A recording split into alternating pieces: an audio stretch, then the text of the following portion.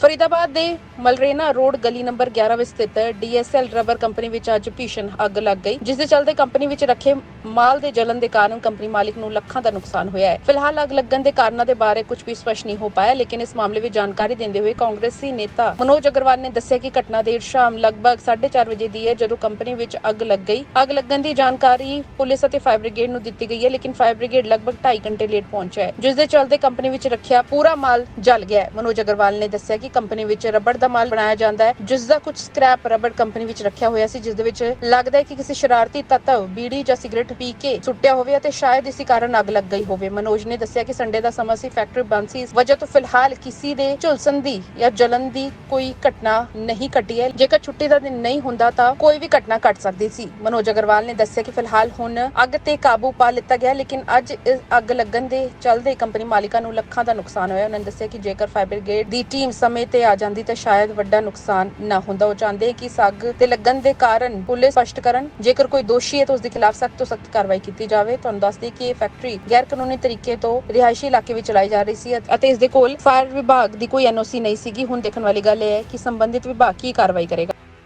मलैन road गली number 11 है, Balaji college के पास है और ये कोई गोदाम है, किसी वर्कशॉप है कोई रबड़ की, मतलब गोदाम बना हुआ है यहाँ पे। तो वहाँ उसका कोई रबड़ का स्क्रैप पड़ा हुआ था, तो यहाँ पे आने के लिए पता लगा कि कोई बच्चे पटाखे चला रहे थे, तो ऊपर में रबड़ थी, तो उससे वहाँ पे गोदाम में आग लगी है। जी, कब से बना हुआ है गोदाम?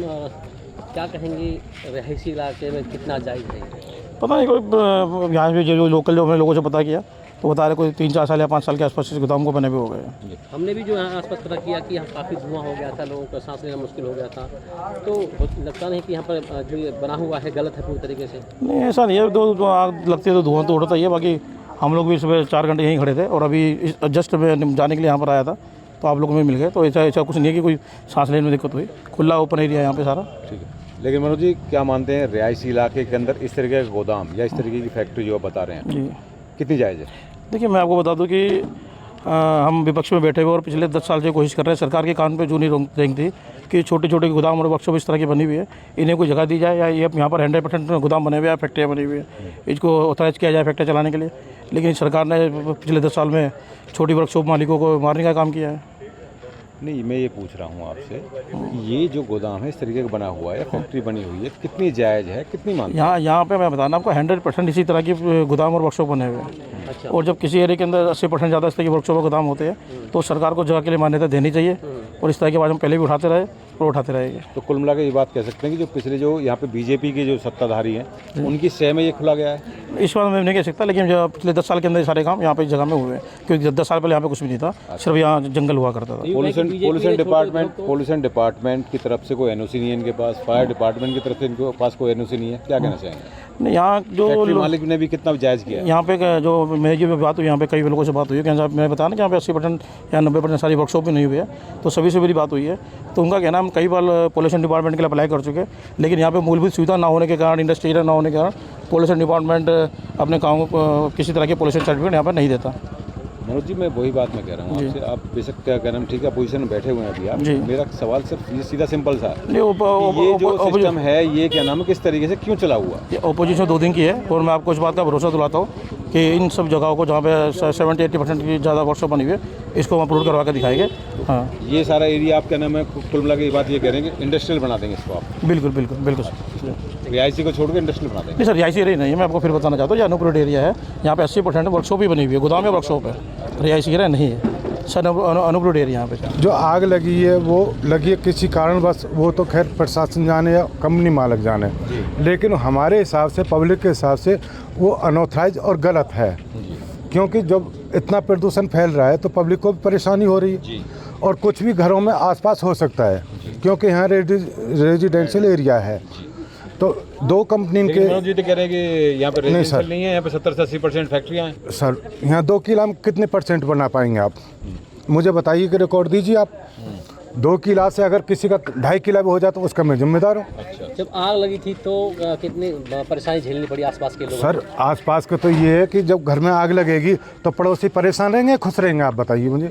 रेजिडेंशियल एरिया परेशानी मुझे नहीं पता ना, नहीं, आपको नहीं पता है, घर में बच्चे भी हैं, आग लगेगी घर फूटेगा टूटेगा, सिलेंडर भी जलेगा, कोई और भी सामान ऐसा हो सकता है कि जिसकी वो लपटों से किसी पब्लिक को या अनजान को या बच्चे को किसी को नुकसान क्षतिग्रस्त हो सकता है। नहीं तो रेजिडेंशियल में तो उसका मतलब ही नहीं होना चाहिए।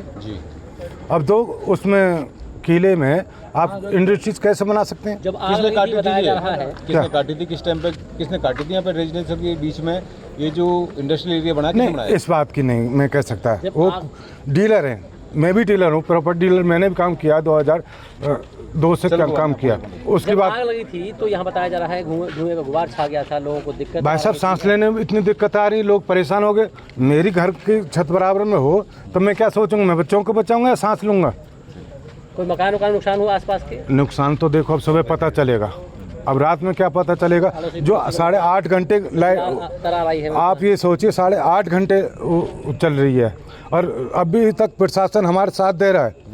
जैसे भी उनको पता चल 4:30 बजे, 4:30 अब आप टाइम लगाइए, अभी तक काबू नहीं पाएगा। अभी काबू नहीं हो पा गाड़ियाँ आ चुकी होंगी लगभग आपके रहा। हिसाब से? 27 गाड़ी मेरे सामने आ चुकी है, प्रशासन खुद लेकर आया है।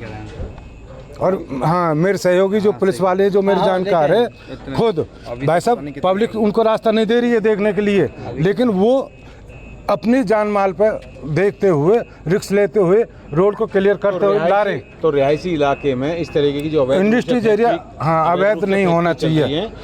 क्या कहना चाहिए? मैं ये कहता हूँ इंडस्ट्री को अवैध चल रही है, नहीं चल रही है? अवैध चल रही है और इंडस्ट्रीज को बाहर निकालिए। फैक्ट्री है, गोदाम है ये? अब ये तो मैं जानकारी नहीं कह सकता, हाँ जी? गोदाम फैक्ट्री दोनों गोदाम बना रखा है। इस बारे में मैं नहीं कह सकता, लेकिन रेजिडेंशियल एरिया से भैया सुनिए, रेजिडेंशियल एरिया से जो भी ऐसे अवैध गोदाम है या ऑथराइज हैं अनऑथराइज हैं या पोल्यूशन विभाग ने किसी को दिया है परमिशन या ऑथराइज दिया है, वो मेरे हिसाब से गलत है।